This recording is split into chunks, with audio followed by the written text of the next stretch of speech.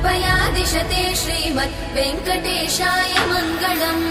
दयामृततरङ्गिण्यास्तरङ्गैरिव शीतलै अपाङ्गैः सिञ्चते विश्वम् वेङ्कटेशाय मङ्गलम्।